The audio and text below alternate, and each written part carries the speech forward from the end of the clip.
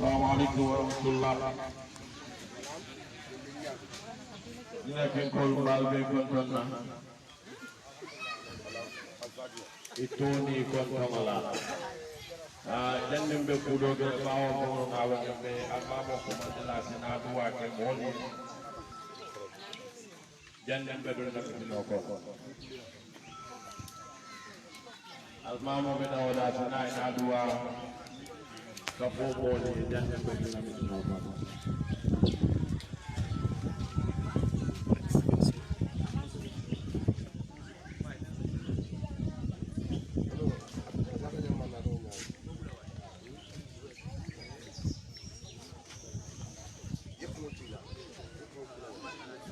صلاة على نبي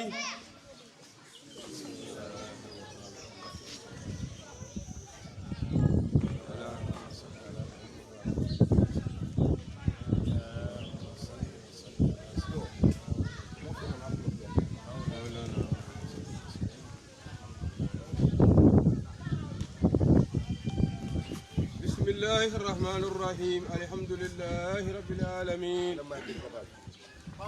الرحمن الرحيم مالك يوم الدين إياك نعبد وإياك نستعين اهدنا الصراط المستقيم صراط الذين أنعمت عليهم غير المغضوب عليهم ولا الضالين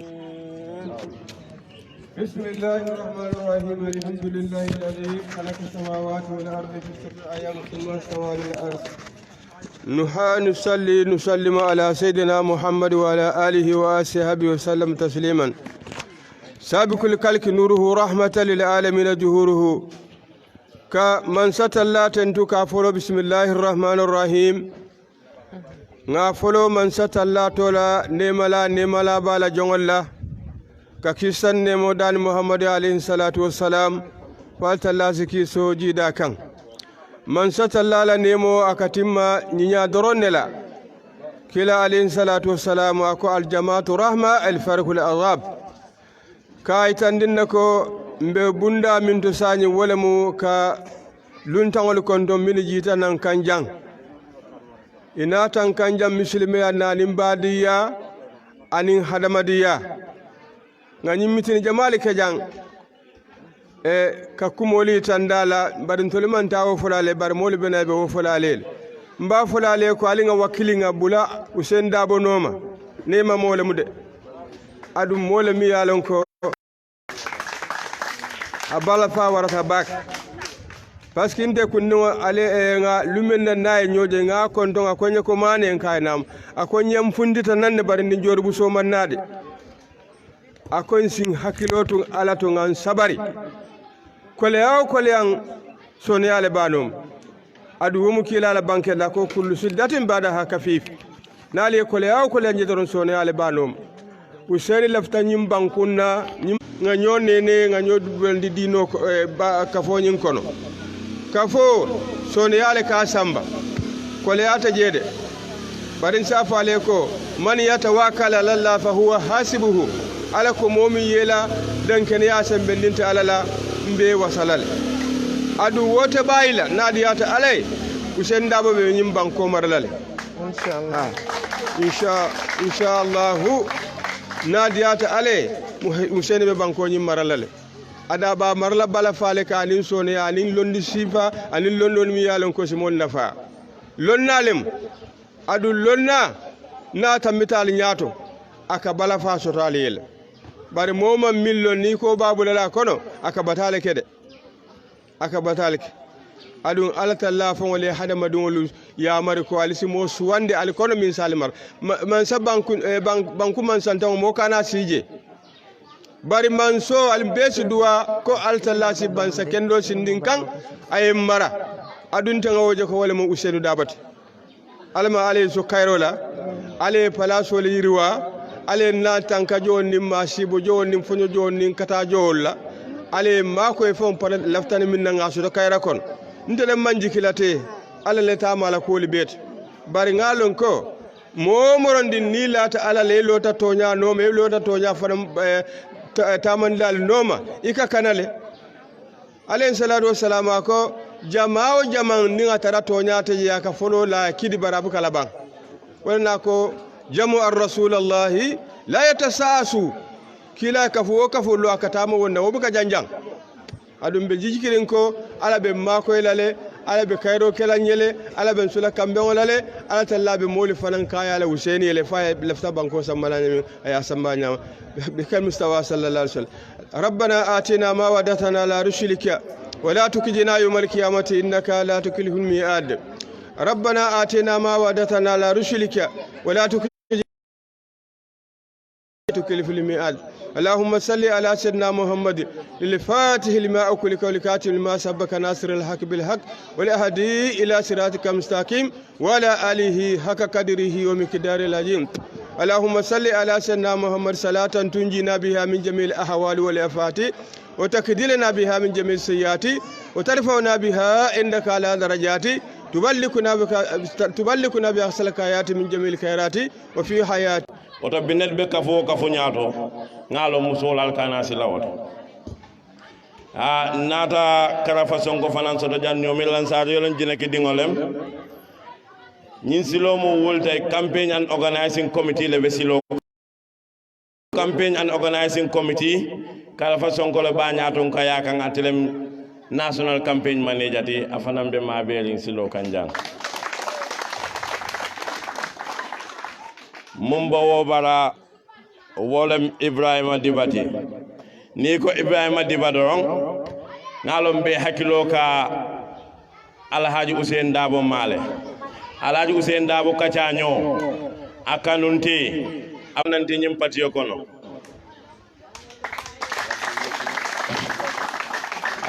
na kebabe jam mun yalon ko UDP ko kabila be kurkurla UDP kurkuru wato mol lebe jam mul kafata nyola ya kurkuru wol lebe jam wollen ke balde mul ya lon ko e felisiri jam Baboucarr do fi bi janne anem Baboucarr jaata nyir bebe mabe den kafo kono jang nyir be mu ke balde mul ya lon ko UDP la founding member len nyilti sana fadera fanambe delegation o kono jang Kasa Jata onkul Kasa Jata be delegation o kono jang alkawol le jol be siring tenting mosiyata nin kombe to fola mbe mela jang balinte kuke no la science dum mitino kono komin almamo e duwake amba mbe nuha kumandila asina afananse som introduction o kenye ila executive member la jang Nuha Mane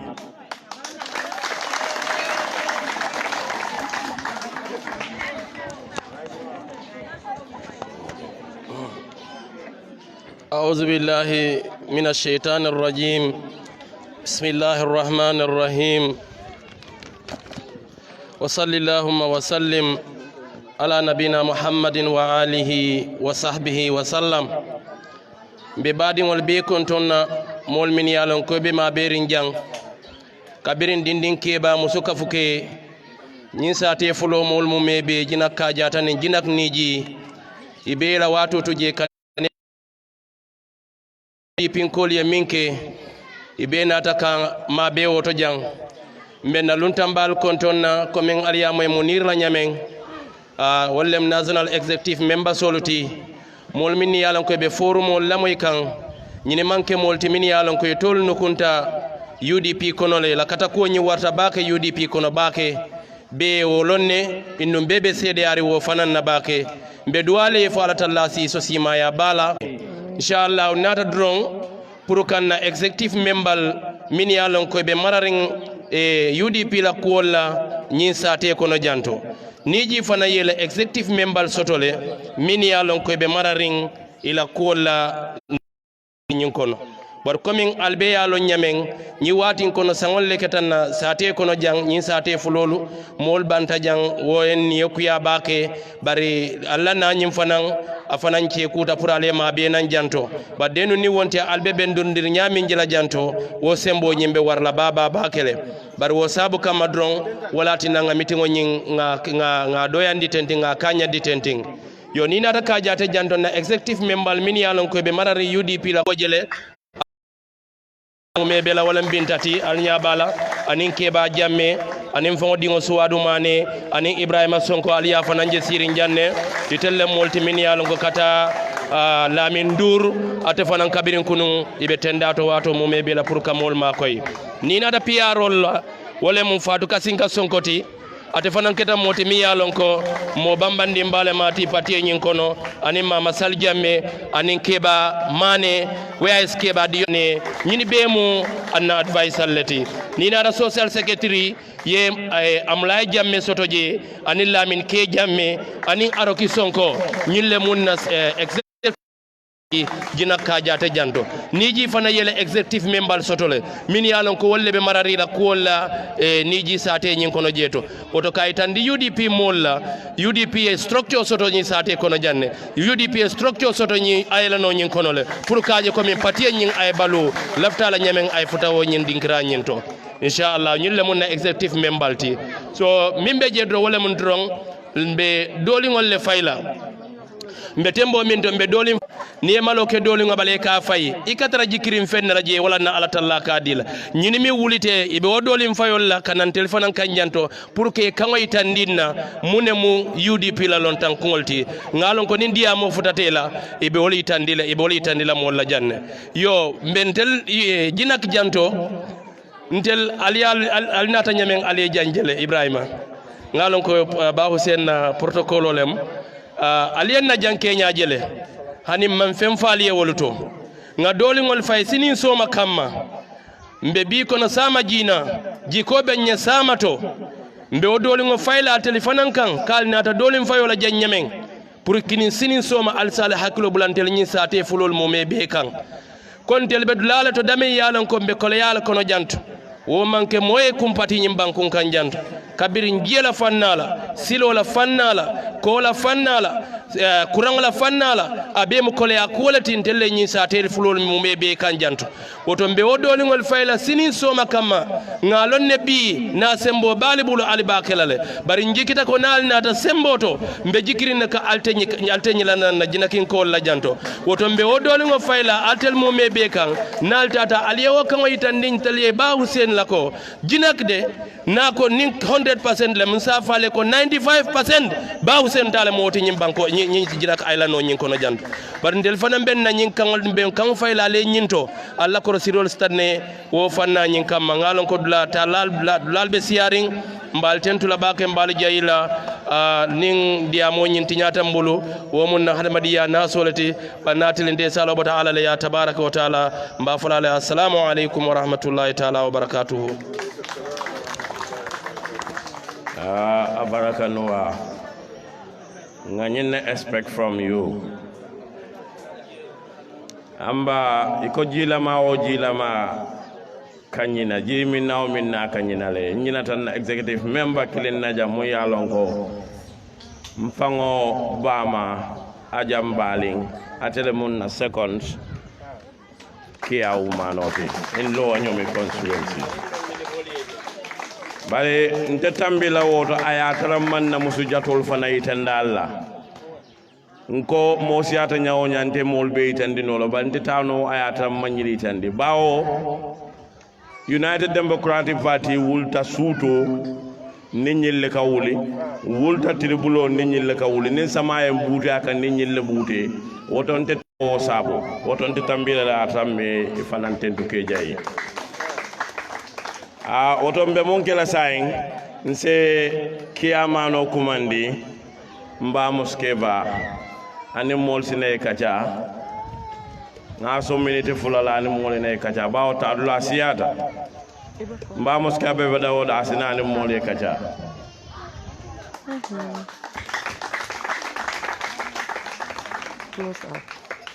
Yana hai binzi.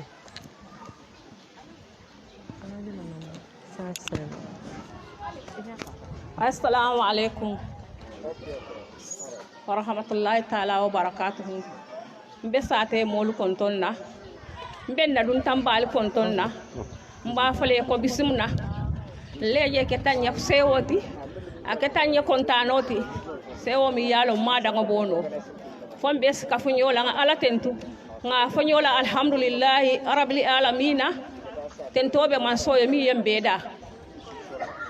mbenyi tandila molla ko nanyin dun tangal ye bata min ke silo kan niyaje wo bata be takile ka fenne nyin yan tolmi ni fanan tarajang kabirun kunun somanda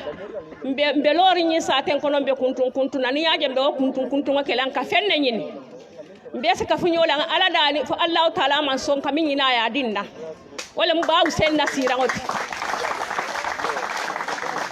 adun si wura nga keloke nga wura nga kambia bondi kole yakono kambia mbe nga lon non tolima mu musol tin tolle nga lon ko min be kerin kambia nin kole ya min be je ntol musol le wo kole yaje ni na taji be bi yela dimbaya sindi ini kebe sirin fentali bulo ko no din kebe bula man do ko soto wo fana mu fendo no min keta kole ya kubatu woto hanin kabilan tolko kaja ta sate kono jang birin jang fondiji tol fananda kole ya ko muminiti meta man sakunda no malek ntolin gina ki sate funo mbe fansu njoyo le kon adu meta kole ya kono li ndiji nin kaja te sada uda kayra basi tajande gina kin ko luma fe soto abul ya jambe si tajande masake kende ba kan tuka kamol soko di jamalle la barin tolla gina kin sate nanon tolla gina ki sate fulon tolli mala fen jaja ya jamela sukur poton tolla ne ma talajang ya jamela sukur poton tolla ne ma talajang mota fala ko enyi isita ken wala kunto kaja ta sate ko jang bar kaja ta sate ko no useli da bon tolla dum ala patiye ko na libbi te ba sun karin ala sukuro ka tabi sinkiru ko ni sate ko woto oda ma fa kanyan tala ala ma no yin saten to fe o fe be UDP jang abe ma ni boto le lon dala mo ko no mo dimba tele ala tento woto mo mo ron di hani jalobe na faale no ma du hani musobe na faale no ma alim be nga na fa wali nga taje nga karte fa UDP ay ta santa ay wuli jahano man tala silande jahano te kerin nin kurtobe min di bale kurtodu ya be to ke je ya siti nin fa no be min di bale nga fa no siti na wuli ganna ban ko mandi ko le yakolo baran telefona be kara fodila alala mbadila kilala be kara fodila molla mbenke ma konton na men ke ta kara fason ko tin duniya ku kenyo la kira ku kenyo be tala sin dundi argano ko no be yo ya ban ko to ba konton na be Ibrahim adi ba konton na ni ma Hussein da wajaro ni ya jado ka kanyanta be nun tama be konton na nimbara nala juro mo min tabi ntol man dia soto man silo soto man kuran soto nami danjian kata sanyo signol ya bidonga dala sitanga ni lulu ntol ka wala bondi jantili wotili nadi mbal pour ngamingala na jefal hani kuro mbika keno wal mbika na fe wal kuno wala man fe o fe le soto jantoli man nyanto soto man sakunda bulu barim be sambala rodi la sama be kam ni ba o sen dan lu stay house ni ala ya sa fi stay house ali bondi batakon hali dali nga ala dali nga kila dali ali bondi batakon ka wala ni ala ba ala kayro tembe ate o fe ben tajang ala o mara ki wino ya be ka fundi nyola jam kila ni ma horomo to allahumma sallu barako jina ki banko horomo mbani fa horomo ala ni futu ke barako ala ni imamo horomo ala baraka ba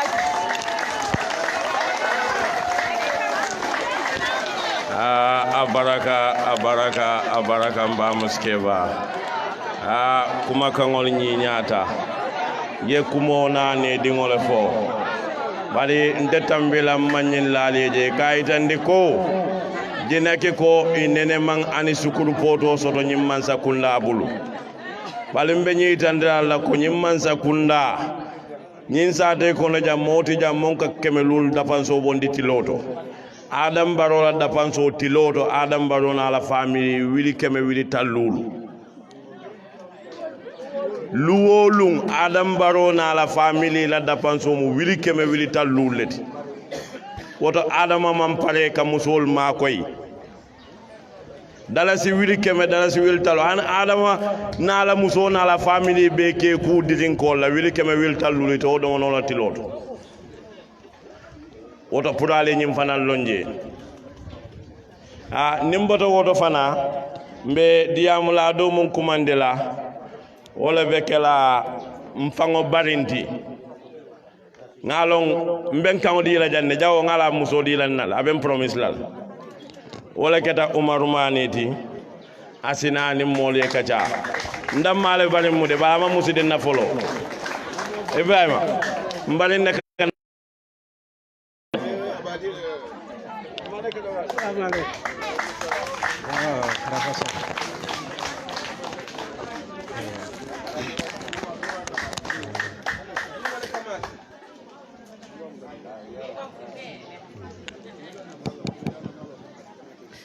Auzu billahi minash shaitanir rajim. Bismillahir rahmanir rahim. Nga luntangulu jia nga luntangulu bismillah nga almame ba ni ngala keto luntawul minni fanan nata alla silo kawa kuyata kadun taman seri folo silo nyaton kom karafa son community na be ba den ta jannela so andun kana jannela kumofo silo fulanjanyo min keta Ibrahima Dibati na be denta kerewa North Bank bankonna andun kana kerewa North Bank bankola la kumofo so nimboda odon sina proka jinakila alihalo itandi United Democratic Party la campaign timola ila 5.0 mi ya akankula la manifesto to proka le hakilo bulandije ko North Bank as a region ntol sayin jinaki be campagne min nawole mo nyinti pro isi North Bank mu meji be ko seno la bunda anin nyemuto la bunda anin tourism industry la fanna pro North Bank be kana migrate kata kombo ale harjendiro min ke jinakila anin lowa nyomi anin opa nyomi kata central badibu ñin dinkiralo North Bank be sene dinkira sotole bar ñin region sabo min be North Bank ñun fanan ni be ba do kudla sotole andum fanan ye tourist development area fanan sotole bare ngamin korosi kuol tole ke danyinti ko North Bank sembo warata Gambia man sakunda kono sembo warata politiko to bare mandendo kafula pro kan na North Bank fanga wafi Gambia man sakunda ma so say ntolbe wala dan la mbading North Bank koli bulu na tundol mume be nsi kala mutandi ko tumado bato dolman to lajina kilong barin say tandila ko North Bank e keno soto jina kila mi ya lonko ay fan kasi dandanga soto minta da kilomita tanin nani kajang fa Senegambia nin sa nyan temoti kajang fa fanang sa nyan nin katon temoti bar femman taraji andung ngaji ko ning North Bank moli nyin kalamuta tumado bato kabo fara fenye kana bara ngamira lowa nyomi damale o area sodomi ya lonko asikeno nyako Senegambia bichobe nyamen bari almamo ya fojang ba usenu kate jina kilonne omu jina kinkol ya la tentoti katu mi yelo wala kela hajo jarano nying fonye kabirin ningal mamoni sate mol tata ya nun sate la hajo dola nyim fo ala diamo kono ko sate molu ali alla kuma kangol be dante bar kudo min bali kunna lima dante andum don kole mo wala ma lafan kasidan na wala ko misali hakilo bulande ko hakilo bakan so birim ba usen fango nyim kuma kangota ya fonye wala tolli man yandi ko ngamin campaign jawara jamano murta nga campaign ya jamme jamano murta fanan correlation government ningal data statistics to quartier fay polling station le min be solo ta Gambia ngalla analysis moy alikala foko by percentage ginakle the highest percentage score pour vote for support of correlation so han sa ngal be o jinaki kilingole to andun tuma do ba to fana nin nata to the next election albe o majority le sotola jinaki jang pour to support the next coming government mimba expect kanko correlation party el mini formta ilafta ko denje to succeed the next government ntolingaji ko United Democratic Party nin jinaki beta wole koma ngama sakunda ko denyini fo nsinanyin kayra ko so no jang so mbenyin kara fo di la campaign timola pour sa itandi United Democratic Party la executive la ko la 5 point kono isi North Bank la general development issue jibeje wokono isi jinaki island no la ko lonje ko abelari North Bank mume be isalon ko ni lafta tourism development la in the North Bank ajarate ne na jinaki study ning ilafta fisheries development la fanan la in the North Bank isi jinaki jibe ya opanyomi jibe central badibu jibe nying kuma kango jinaki ko le nyine soto pour ka kafu banku molla miralola min nyanda kala Gambia le yuruwati ko futandi United Democratic Party na la executive la pour isi jinaki consider ko jemu dinkralati mi yalon ko asinyim bundal be ma fano North Bank region en woto Ibrahima Diba central badibute nola on Sandy Beach bari alla député mum beje ay headmaster yake janne ay jinaki la Sandy Beach lonne 14 km andunga babatu kanali sonta nal sidangala ala baraka abaraka onkol bari man na musuku mo faja o man kontaan nte ku ke ko dege assalamu alaykum rahmatullah ngali kontong jinaki kolu mbe jinaki alfal mu me kontonna mbe mfama kontonna almamo anin jinaki alfal mul bebe sirinja mbe mbari musol nim binkol kontonna anin mfango dokomal mul bijang nim barindingol na kontondiro balibe janne be dunaka cha konon sina delegation o konton mumu mfango bari musoti awatambe du anin Ibrahim nyillen kundi United Democratic Party imay tandina ko kununen nata UDP ye yen tombong ye confident dinna ye londi andum fana e silof wala nye purunga keloke ka jinak bondi be nyimbata mon kon mbenna keba konto na karafa sonko atelen campaign manejati do be je nga kuya do be je nga dia bada alhamdulillah wolen ko nyim famu me beti yo mbe mbari musu konto na mumu bine maronti na kontondiro bae baba bake mbe mo fanan konto na mu yalon ko perhaps ninga kumo fasi mol jahal wolen mfango bamati 3 years ago nata janne jinak ning 2016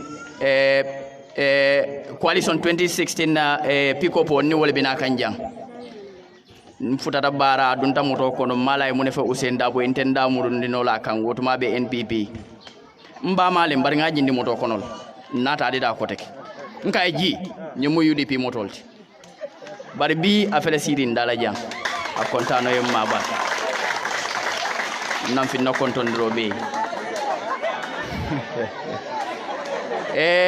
kuma fula benda ato dum munire ben sula 10 minutes la o siata 5 minutes okay ake 60 minutes la faji okay bismillah sorry, I just want to speak to these people. bi nyanta mum be fulali ma fali wala manta fulali bawo alfangol nyaali yaji kunun nata nyaminna moto wetan la ibrahima la moto wetan la karafala moto fula binin maroy anu moto fula awatambe di lafta mum fango be keje wo man keje lafta no ngali bukarol tara juwañ pour bukarol yama aliyalon the feelings that we go through in this island modol chali tan konole but that is the real fact. This is what we are living in this island. Until the male be Gambia mu me be kono muli yalon koy kata tenda to 20 liter bidon ta kata fo Banjul 3 hours drive nka dum bale kono nka na life sacrifice just to have a drinkable water. Until the ma woman kanyande every bidon we come on use je akata for $20 each. Fuari jamale yo afford in this Gambia. Adama Barrow la nyim man sakunda be koleari nyamin. Mani boto mun ka sannu wuli kile keme anen talulu bi jina ki jantawo bi dikot wuli kilin keme nan talula ka sanji wol fo Adam Barrow nyina tal ko fuaro le be nyim banko ka Adam Barrow na la anala family ika subole domo ika kongolo domo fa Kenya ka bonda ko a Kenya ka bonda ko kadu ndiyam man sa jibe ye president o jibe president mo yalon koy kana bala fongo sambane ka kosi ay tala teng teng la dindingol ke nyinin ka ike bulo la nyokan ika faniya foy wala alfa ya mam futa way alga tonya fo nyoy Adama Barrow man nanang pour ka Gambia dingol ke fenti Adama Barrow natal pour ka fongo ke fenti katu momu yalon koy ke ilafta Gambia la Gambia mulunte nyako do kula woni Adama Barrow bi ka keno ñine Ibrahima Bondi Adama Barrow la government kono ñinati nanin karafa sonko wol kuyata ñinati nanin bine maro wol kuyata nko mu yeke fenti ni wo mamuli nyako do fenti ko de kay bota damin toy kamuru wol andu ñi Ibrahima Diba wol ñi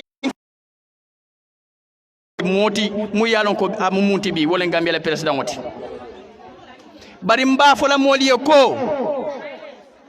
ita munti ni wo me nyafa e kata e ñum fende la mu yalon ko atete kala fenti Ousseynou Dabo kabirabe vice president yala doyata nyawonyang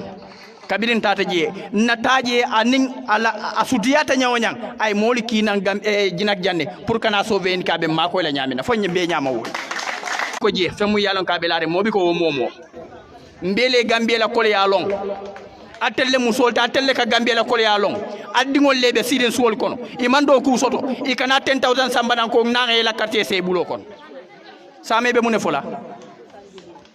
momu yene ngo kuntu ida kon ni wo kabe dom rodi la ke pour ya domo wo ke nene le katu nente da kon e ba domo la mon ali nga tonya fo nyoy gina kin kolu asital de natara diya dam mantel be wole no mante pamane denum be lori ndamon to binte lola jam bari e fofen o fajang I turn it away nin do mandingo mun kata an kanana kan do mandingo mun soto nin jina kadeng la jina kin gol be nyaabe loru ngakan nte lola jangaf woto sama ninga silo soto no ko do bije wobe bolan kande nyin simon kolongo jibe nga tulungo kumas jene Ibrahima I wish je ka lole kabirin je fo jang with all that na dinni wol kata je bije ikata ke mi ngala kotake very unfortunate I will take you there very very unfortunate seru ni nata jang ni ka bonni je kata jene ka ji ikela kutro selen le foja but at the same time na dinni wol kata jele ka je bi ke min munal yamira jata kende abe sula sade kono al kanyi mude ikolop tano len ko yaje ala stotto be ni nyari bal mun ka munati nan ka fo loptano wote je ni tata je bodi nyino la bi prostamol ni ma klota abe tala very hard pour yastono je loptano le ko teke ni amo en ka fo loptano boro le yatin say ni boro teje dum al fangol yena sorry 1 minute ali yena fenko tarajele ambulance o ali silo la al halo jele nin na musol sasa ta jang ike samba esew pour alaye de maje wo silo be nyamine ka wole rango ma fo jani be futala esew yamira alama mun ni tanka yamira wo silo situ yeba wo silo da masi mo fano sasa to jani be futala tadula. This is the manner that we are living in Jinak Kajat. nta man na janka diamu politiko wala na man politiko tongof nata no mbedi amala no Adam Barrow jina kin kol balo nalen kadiyam Adam Barrow bari mbe mum fokan is a message through the leadership Ibrahim Barrow Ibrahima Diba Karafa Sonko ali nyim fonye Ousainou Darboe ala fay ko pamane la nyancho atele nyim foy ko lo jina ki dingol ye fasa ala baraka abaraka nyanchol buka bay Come and help me. nyancho ya ngani nyinnelong abaraka pamane mpanambe jina kinkol lamane nde nyinna ko Ousainou Darboe mbembe mun to janga tulobi janna nyaabi janga adabi jang bawo mulbina diyamla olbe diyamla Ousainou Darboe dalla albe kuma kam fokan andu ka moy ani Ousainou Darboe tulolla woto Ousainou Darboe nyaabi janna adabi jang atulobi jang mbe mun kala sayin bawo mun fango e bengo wulinde wala ning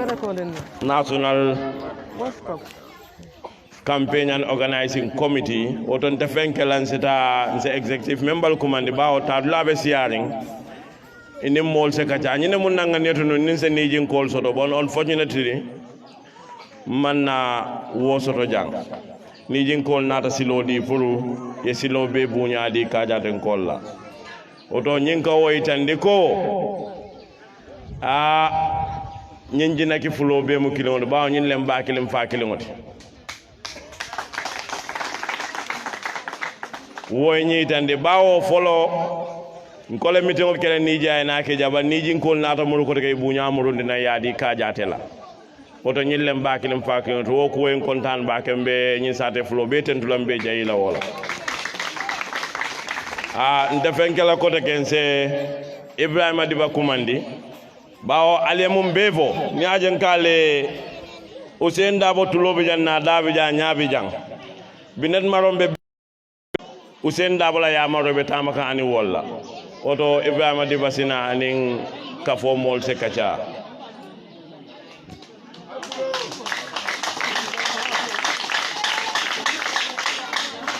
bali mun sen kontan no nale naji kuma bi ali adi Ibrahima la mi nga jajibe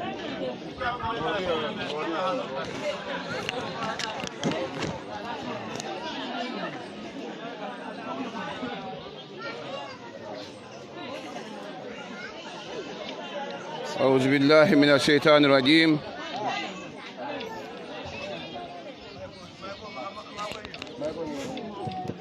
بسم الله الرحمن الرحيم janimbe dunna diyamo kono kumo siyata banko kan eko kewo dole na kacata ay kacañin ayafo bi musibitole ti jinak mbewdula clarify la demanding alala mansabaya kan den se dun kaca kon kadu kufula mbe wo seneyandila kabrin bina kan jina kunu sudo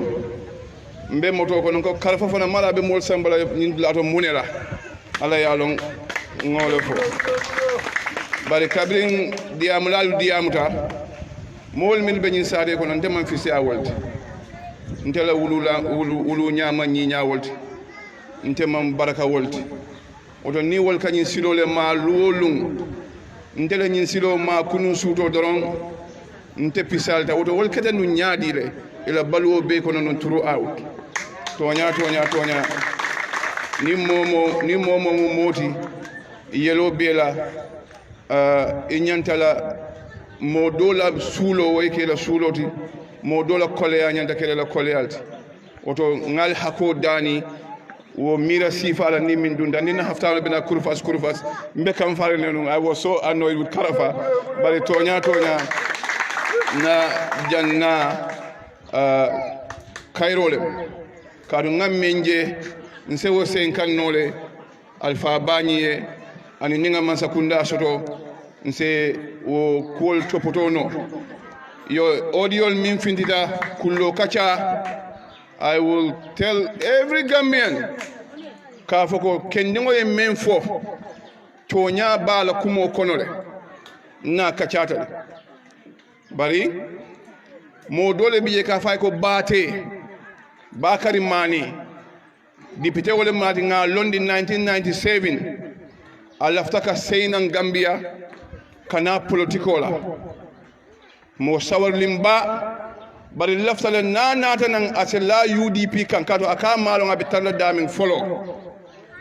butu ngala nomba kumandi wonyale bari ngate to bate nga doko la nomba le safe ate toto kabri nga kumandi nkaye bate ako adoma ko nam bari kangol be muliyatal hade madingol kangol ka muliyal kabri nga kumandi nkaye ko be nyaadi honorable famo keda akonye famo keda ko tanate bara te yentel lonne ate doma yentel lonne andu ate yalo nembe damen ntebe damen wona tebe damen iman killing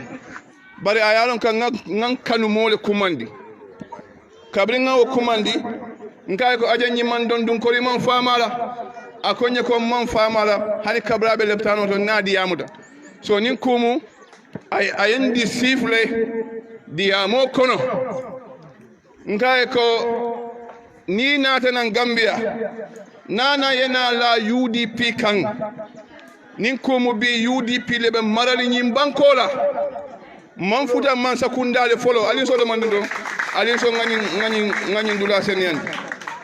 nkaye ko nin kumu UDP lebe marali bankola itata department o departmento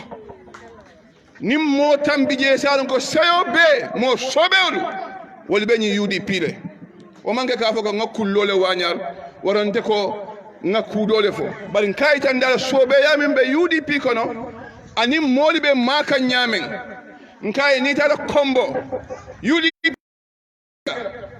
nkaye ni yamay president ka fo sefoli alkana sila ni alkalol o de salon ko be silali nale ka fo ko ndelle kana ke man sakunda nalat bara tay min fo ala audio da konde kayna ko nka sefolu silandilani alkalo wallahi mawf patiola kano anala numaya mbewla itani ga wokke kendola bate puray na lankan ntada fanan kay ko mosobe wolbe mako e kan hani kari ay nyim nyom man doya patio nyin kono ni ko campaign manager wala marta patiola politiko tamando abebe momin bulu wokum mayata woto wo fanan bodo sate o min fanan kono wo sate o kum mayata le woto wo fanan ba bodo sate o min fanan kono wo sate o fanan kum mayata le woto aliye kubale soto bala tarikol min tambita woye men yitandi wala ka fa atel nyanta lola nun damen kunun allota jela hani bi albe lorin jele bala al se kokilin long ka fa nyin kate fayo min kana dol safu ko wotaji bay kate fayolem keba njikita min ka fa nyanta banko marala alaji usenu nyin kate fayo kummayata la balwo kono bakele anda kummayata telefona na balwo kono bake joyo kono ntani naka kolebul pa nsafa le ka fa ko wallahi ntel manna damma ka fa ko lafale ngatala man sakunda kono ntata jeban man tara jeban alay balu nyami sona yandi wobe sona alhamdulillah bari fanan laftale tarikoli nanan ni be safero kala ndingolu anim mamadingolu isafa ko kari nyolle natana nja wolle fade nyinki jam ni tata madina nkila sallallahu alaihi wasallam awuluta dame afada dame madina kabra bi tala je wato men anim bindi tata madina be nyamen ifon kala ko kewani yeddo ko kele wodon telefone nyanta woddo ko kilimo kala pour ntol sida tariko kono lahidi wallahi nde mantara man sakunda da maka ko mi lafa nidi adam mallaje lafta kule soto banko bese sa wosoto anu nale karte odi alaji usenu dabola amanke fisiri walleti amanke jam famoti amanke moti min kanyina kununna insha Allah albal sa wosoto lale kuma labango wala nyinti ka fa ko ndelbe bola jandoron ifanan binala mbe bola jandoron ifanan binala idaji ko buka sali iman tiling tapale wala muiti imantara fennoma foyla jufo pamane ya fali janne wallahi natan jufo dammalam kala fo sonko ala jufo be falal nin ka kela jufo kono dammalem kala fo sonko ala jufo be falale binen maron ala jufo be falale pa sonko ala jufo be falale kabri be mansa kunda ndebe saudiya banko kan jidda arjuma nka jumo sali makale bari nga Allah innal wa'da kana la hido nyanda timalal de wala kalfa ne mansa kunda falin dam be sida laji Useni yanga ba he ngala hido di jinakin ko lalde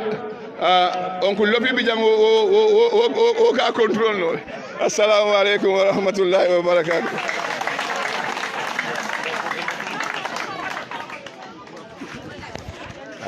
abaraka Ibrahima Diba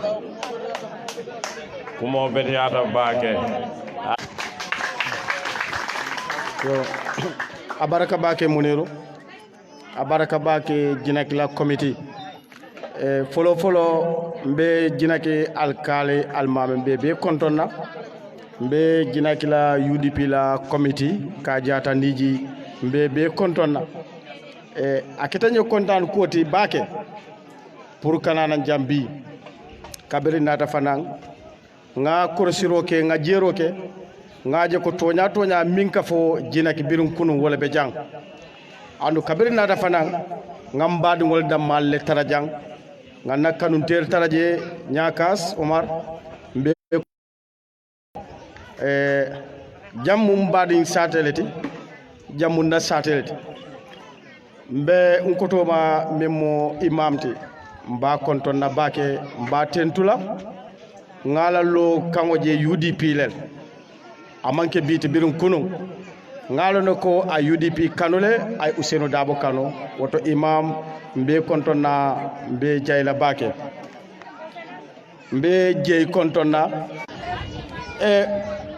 nyemmo politiko leti pour kanana jinaki jang a wajibi yatale toñalem badi yabe je sinyo yabe je bara kumata bara mola hako a soto miledia mo ke jang pamane nyol ye toñalef ntol mandum politiko kono ka fo nata place nyinol mandum politiko kono ka fo nata todiya nyinol na onkul ka fo miye ko Alaj Umar Njai almane man ka far kelay ay lo kan ke UDP yele North Bank region amanke only jinaki dammat patiel executive bela long ani milieu do ko ke walen sana fade ragnolti sana nyanta wulale moliyeje isaje pour sama si soneyano ñinne sana fade rat ñulla ning Alhaji Umar Njai Adama Barrow wolel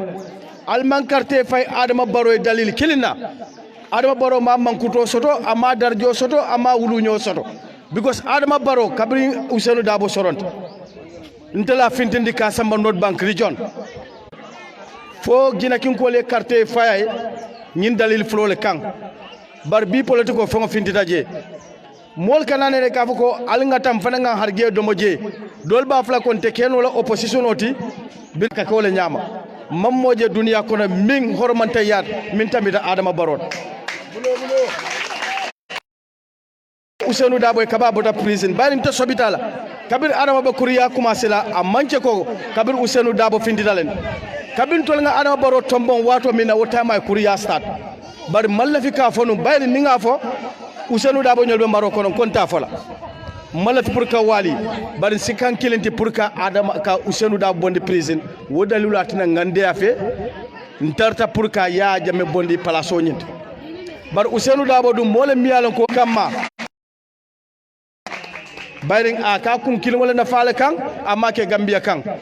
woto jinakin tolbe wuluta janne to nga janne soto amma ke politique kan wata nim politique palaso le wallahi Ibrahima min fo tenun tembe tar Adama Barrow ti inin Ousainou kacatale ay min fo e wata vice president yala bar billahi lo dilalla ko ni UDP masakunda nata wallahi kuje mabe je abebe bondilale wodalula tinan nata nan jang ngalno ko falindiri sangole and UDP be falindro kelal woto pamane nyolu ani mane ñol be do ko mina bakar sidi ñol be do ko mina UDP kono ntol ase committee nyanta nala nan janne gambia be allo UDP ga dunia be alon ko jina ki be UDP le kono woto e fo fen soto UDP masakunda kono mobe bal na ko nyanta ka soto bari ya kel so dalilo le nata nan jang mbe falindro kela 2021 UDP masakunda be soto la woto kelo kele keta UDP jina ki jang ibe ya soto la bari mben koto ma kuman la finally memu keba jereti ay na joinu dande Democratic Party kono UDP masakunda wolbe sabatla 2021 woto mbal be tentula mbal be jayla wassalam abaraka kala façon ko nte ku kela janne mbe duwa kela fonga nyin itandi binet maron na bawo binet maron fana mbelori musol la kola baat binet mbe nyim fole ntel la jamba ma nyol fango la jiyo fango ibuka kankandino safuno buka kankandino safuno fango buka kankandino woto jina ki jang jina kin kol la kontilo to ko mo woro le be NPP mo woro ila kontilo to woto mbe nyitan la jina ki fana ni bala soto UDP party ko ne ko mo woro yemu identify mo woro wole be NPP andi ko jina kin kol ko tata president e tata state house le ni ne foy ko Aïssa Touré ñi ne foye ko kabi yele promo danta ko jina ki be ko ma jina kala ko man ta plano kono falo ñi ko miratal de kombe ko man en la ko de plano kono falo oto ñantam fanni ne kalal mu ne wono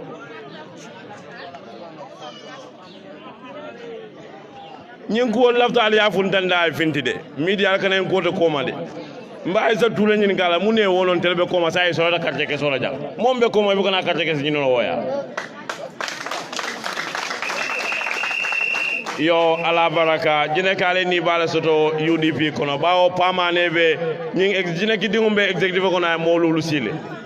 otale ni bala soto oton be ko ku kelense alfatiyota nse be ngulen bawo tadula si ala dula dol be sile koy batulol la